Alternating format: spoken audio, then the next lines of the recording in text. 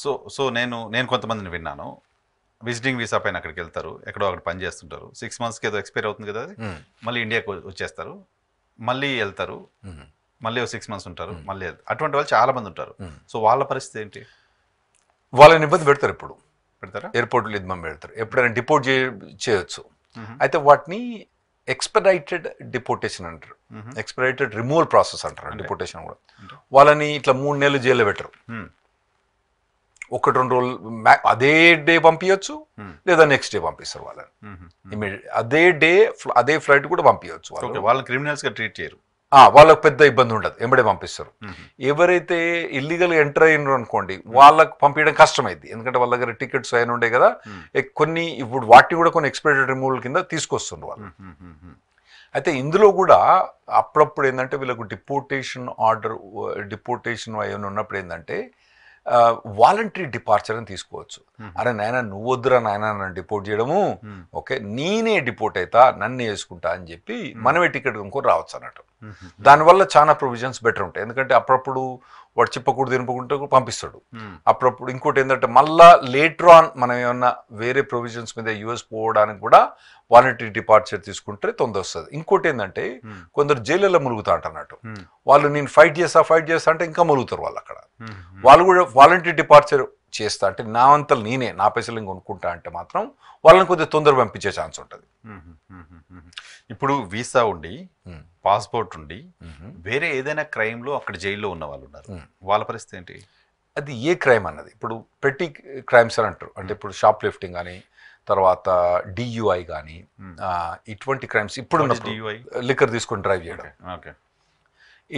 ఇటువంటి క్రైమ్స్ ఉన్న వాళ్ళని మాత్రం ఇప్పుడు వాళ్ళకు వీసా క్యాన్సల్ అంటారు. అంతే తప్పితే అక్కడ ఉండటానికి వాళ్ళకి ప్రొవిజన్ ఉంది, ఆడ వీసా ఎక్స్టెండ్ చేసుకోవచ్చు. సో ఇటువంటి చిన్న చిన్న ఉన్న వాటిలను ఏమన్నారు వాళ్ళు అంటే అక్కడనే కొన్ని ప్రొవిజన్స్ ఉన్నాయి, వాటితో ఎక్స్టెండ్ చేసుకోవచ్చు, ఇబ్బంది ఏం లేదు వాటి. కాకపోతే ఇప్పుడు డొమెస్టిక్ వైలెన్స్ అంటే పిల్లల్ని కొట్టడం కానీ, మగని కొట్టడం కానీ, లేదా పిల్లల్ని కొట్టడం కానీ దాన్ని డొమెస్టిక్ వైలెన్స్ అంటారు. అటువంటి వాటి కానీ లేదా డ్రగ్ క్రైమ్స్ కానీ అని డిపోర్టబుల్ క్రైమ్స్ అన్నట్టు. వాళ్ళు ఉన్న వాళ్ళని మాత్రం వాళ్ళని డిపోర్ట్ చేస్తారు. సో వాడికి వీసా ఉన్నా పాస్పోర్ట్ ఉన్నా వాడిని బయటికి పంపించేస్తారు, వాళ్ళ కంట్రీకి పంపించేస్తారు ఈ టైంలో. ఇంతకుముందు ఉండేది కదా అది? ఇంతకుముందు ఉండేది, కాకపోతే ఏంటంటే వాడిని ఎన్ఫోర్స్ చేయకపోయేది అన్నట్టు. ఎందుకంటే అక్కడ స్టేట్ గవర్నమెంట్ వేరే, సెంట్రల్ గవర్నమెంట్ వేరే. స్టేట్ గవర్నమెంట్ ఏం చేస్తుంది, వాని జైళ్ళల్లో వేసేసి వాడిని ప్రొవిజన్ చేస్తుంది, సెంట్రల్ గవర్నమెంట్కి చెప్పదు. ఇప్పుడు కొద్దిగా వాటిని వీళ్ళు బాగా స్ట్రిక్ట్గా ఇంప్లిమెంట్ చేసి అక్కడనే కోర్ట్ రూమ్ పక్కనే కూర్చుంటారు అన్నట్టు. అందులో వీళ్ళ సిఐడిని పెట్టేసి ఎవడు వస్తానరా వాడనే వాడు జడ్జి కోర్టు నుంచి పెట్టుకున్నారని పట్టుకుంటారు వాడిని. అట్లా ప్రొవిజన్ చేస్తాను అన్నట్టు అటువంటి వాళ్ళందరినీ. కొన్ని స్టేట్ గవర్నమెంట్స్ ఏమో మంచిగా తీసుకొని వాళ్ళకి అప్పచెప్తాను, అప్పచెప్తే వాళ్ళు సెంట్రల్ గవర్నమెంట్కి అప్పచెప్తే వాళ్ళు తీసుకుని పంపిస్తాను. సో సాఫ్ట్వేర్ ఉద్యోగాలు చేస్తున్న వాళ్ళు వాళ్ళ ప్రమాదాలు వాళ్ళకున్న ఇబ్బందుల గురించి మాట్లాడడం కంటే ముందు మీరు చెప్తున్నట్టుగా కొంతమంది రెస్టారెంట్స్లో అక్కడ పనిచేస్తున్న వాళ్ళు ఉన్నారు. రెస్టారెంట్స్లో పనిచేయటం బహుశా ఇల్లీగలే కావచ్చు, క్యాంపస్లో కాకుండా స్టూడెంట్స్ బయట అక్కడ పనిచేయడానికి లేదు కదా. సో అలా చేస్తున్న వాళ్ళపైన ఏమైనా డ్రైవ్ ఉందా, ఎన్ఫోర్స్ చేస్తారా ఇప్పుడు దాని మీద స్పెషల్ డ్రైవ్? గుడ్, చాలా మంచి క్వశ్చన్ అండి. అంటే మీరు చెప్పేది స్టూడెంట్ వీసా మీద పోయి ఇల్లీగల్గా రెస్టారెంట్లో పనిచేసేది, ఇది క్యాంపస్ రెస్టారెంట్లో కాదు, బయట వాళ్ళు మాత్రం అందరు ఇల్లీగల్గా పనిచేయరు, వాళ్ళకి పర్మిషన్ లేదు రెస్టారెంట్లో పనిచేయడానికి. అటువంటి వాళ్ళందరూ ఇల్లీగల్.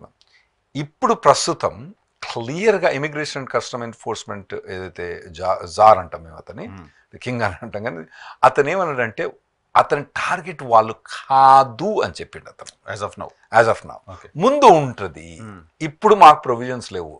ఎందుకంటే ఇప్పుడున్న కెపాసిటీ వాళ్ళకు ఏదైతే కెపాసిటీ ఉందో వీళ్ళందరినీ కనుక తీసేసే కెపాసిటీ వాళ్ళకి లేదు, ముందు ఉన్నదని చెప్తారు. ఇంకోటి ఏం చెప్పిండంటే వీళ్ళు ఎవరినైతే క్రిమినల్స్గా వెతుక్కుంటూ పోతాను అనుకోండి, ఆ వెతుక్కుంటూ పోతా అంటే వీడు పక్కన అనుకోండి, అప్పుడు వీని కూడా తీసుకుపోయి లోపడేసి పంపించేస్తారు. మరీ సింహం దగ్గర పోయి నేను జింకను అంటే మరి ఆగుతుందా? ఇక్కడ ప్రత్యేకంగా వీళ్ళ దగ్గర పోయి నేను ఇప్పుడు చేయనని చెప్పిండు అతను. మనం ముందు చేస్తా అని చెప్పిండు, కానీ ఇప్పుడైతే వాళ్ళకి ప్రొవిజన్ లేదని చెప్పిండు. ఓకే, బట్ అటువంటి రెస్టారెంట్స్ కూడా వీళ్ళని ఉద్యోగాల నుంచి తీసేయడం, ఇప్పుడు వద్దు అని పక్కకు పంపించేయడం లాంటివి చేస్తున్నాయని విన్నా. 2-3 వారాల నుంచి ఎంతమంది రెస్టారెంట్ వాళ్ళు కాల్ చేసి అనుకుంటారు, మరి ఏం చేయాలి మేము? నేనే మందు పెట్టామని చెప్పేసి ఏం చెప్తాం, లేదా నువ్వు లీగల్ వాళ్ళని హైర్ చేయి, లేదంటే మా లీగల్ వాళ్ళు మేము వల్ల హైర్ చేయడం బంద్ చేయమంటామని చెప్తాం. సో రెస్టారెంట్స్ అన్ని క్లోజ్ అయిపోతాయి, కొన్ని ఇటువంటి వాళ్ళతో నడుస్తున్న రెస్టారెంట్స్ క్లోజ్ చేయాల్సిందే. వేరే ఆల్టర్నేటివ్. సో అటువంటి రెస్టారెంట్లు ఇటువంటి వాళ్ళని పెట్టుకున్న వాళ్ళపైన కూడా, ఆ రెస్టారెంట్ ఓనర్స్ పైన కూడా కేసెస్ ఉంటాయి సార్? అంటే ఒకవేళ వాళ్ళు కనుక సిటిజన్షిప్ లేకపోతే వాళ్ళ మీద కేసు ఉంటాయి కంపల్సరీ. వాళ్ళకి సిటిజన్షిప్, వాళ్ళ సిటిజన్షిప్ ఒకవేళ సిటిజన్షిప్ ఉన్నా కేసు అయింది, కాకపోతే వాళ్ళకి బెయిల్ ఇచ్చేసి మన ప్రొబేషన్ మీద పెట్టేసి వదిలేస్తారు. అంత పెద్ద తీసుకుపోయి జైల్లో పెట్టి అంత ఎక్కువ ప్రొవిజన్ చేయరు వాళ్ళకు. అమెరికాలో మాక్సిమం మన వాళ్ళు అక్కడికి వెళ్తున్నారంటే సాఫ్ట్వేర్ ఉద్యోగాల కోసమే కదా. ఎంతమంది అయితే సాఫ్ట్వేర్ ఉద్యోగాలు పోతారో అంతమంది మీ నుంచి డంకీ రస్తా నుంచి అంతమంది ఎక్కువ వస్తారు. More than that. ప్రతి ఏడాది 50,000 మంది పొలిటికల్ అసైలం అప్లై చేస్తారు. ఈ పొలిటికల్ అసైలం ఎందుకు అప్లై చేస్తారంటే ఆడ ఈ మీరు డంకీ అంటాం, మేము కయోటీ రస్తా అంటాం అన్నట్టు. అలా నుంచి వచ్చేటప్పుడు వీళ్ళు పట్టబడ్డోళ్ళు నేను పొలిటికల్ అసైలం అంటారు అని వాళ్ళు వస్తారు అన్నట్టు. వాళ్ళు చాలా మంది ఉన్నారు. అందుకోసం మీరు ఇప్పుడు మరి ఫ్లైట్లో వచ్చిన వాళ్ళు ఎవరైనా తెలుగు వాళ్ళు ఉన్నారా అక్కడ? లేరు, ఒకడు కూడా లేడు. ఇంటర్వ్యూలు అందరూ వాళ్ళు మనకు కనబడతారు. అలా డంకీ నుంచి పోయిన వాళ్ళు, ఈ పొలిటికల్ దీనికోసం పోయిన వాళ్ళంతా ఆ ఏరియా నుంచి ఉన్నారు, నార్త్ నుంచి ఉన్నారు ఎక్కువ. పొలిటికల్ ఏం పోలేదండి అక్కడ, పేరు వాడుకుంటారు అంతే. ఖాళిస్తాన్ అన్నది ఇండియా లేదు. ఆ బయట దేశాలలో పోయి ఖాళిస్తాన్ ఎందుకంటానంటే దాని వల్ల వస్తే పొలిటికల్ అసలు వస్తుంది వీళ్ళకు. ఈ మధ్యలో 9 మందిని పట్టుకున్నారు, మన గుజరాత్ వాళ్ళని పట్టుకున్నప్పుడు వాళ్ళని కాంగ్రెస్ వర్కర్స్ అంటారు. కాంగ్రెస్ పార్టీ మమ్మల్ని మోడీ వేధిస్తున్నారు అంతే. ఆ మోడీ లేదు, ఆడ వేధించుడు లేదు. అది వాడి పేరు కోసం ఉంటే అట్లా చెప్పుకుంటారు. చేస్తారా? దర్ ఇస్ ఎ ప్రొవిజన్ కదా యుఎస్ లో. పొలిటికల్ అసలు ఉంది మనకు. మన దాన్ని శరణార్థులు అంటారు కదా. మనం సెకండ్ వరల్డ్ వార్ అప్పుడు ఎప్పుడైతే జ్యూస్ బయటికి పోయినరో వాళ్ళకి పాస్పోర్ట్ లేదు, వాళ్ళకి వీసా లేకుండా వాళ్ళు అప్పుడు నాజీస్ చేసేతోటి ఎట్లా బయటికి పోతే వాళ్ళని మళ్ళీ వెనక తీసుకువచ్చి జర్మన్లో వదిలిపెట్టిన వాళ్ళు.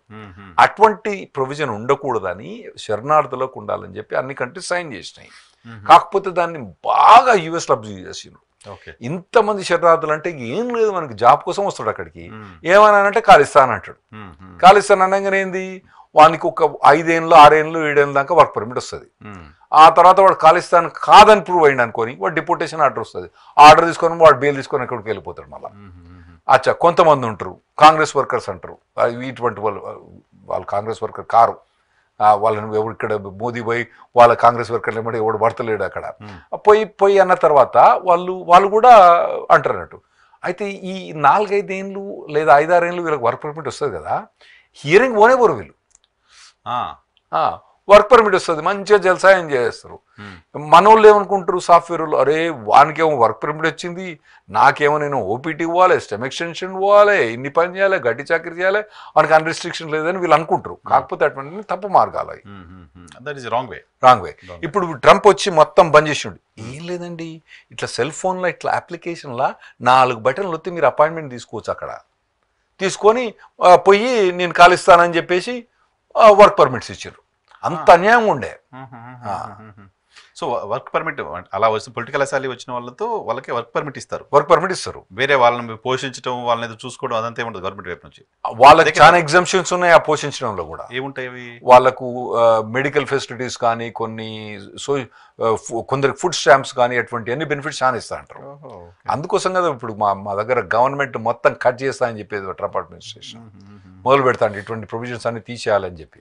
ఓకే, అదో ప్రమాదం, దాని నుంచి బయటకు వస్తారు. సాఫ్ట్వేర్ ఉద్యోగాల కోసం మెజారిటీ తెలుగు ప్రాంతాల నుంచి, తెలుగు కమ్యూనిటీ నుంచి ఎక్కువ వెళ్తూ ఉంటారు కదా. సో వాళ్ళందరికీ ఇప్పుడు కొత్త థ్రెట్ వచ్చింది ఏఐ రూపంలో అని వింటున్నా. ఏంటి సార్ అది? ఎక్స్ప్లెయిన్. ఆర్టిఫిషియల్ ఇంటెలిజెన్స్ ఇప్పుడు పాస్ట్ 3-4 ఇయర్స్ నుంచి అది బాగా టాక్ అవుతుంది, బాగా డెవలప్ అవుతుందండి. మన పిల్లలు కూడా ఇప్పుడు కొందరు నేను మాట్లాడినండి, వాళ్ళు ఏమంటారంటే నేను 40 గంటలు కూర్చొని కష్టపడి చేసేది, నాకు ఇది ఆర్టిఫిషియల్ ఇంటెలిజెన్స్ హెల్ప్ తోటి వితిన్ 2-3 అవర్స్లో నేను మొత్తం ప్రోగ్రామ్ చేయగలుగుతాను అంటారు.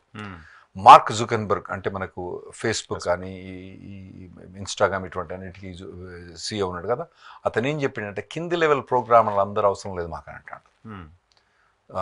సో దాదాపుగా వాళ్ళు చెప్పే తీరు ప్రకారం ఒక 50% ఆఫ్ ద సాఫ్ట్వేర్ జాబ్స్ వెళ్ళిపోతాయి అని చెప్తున్నారు.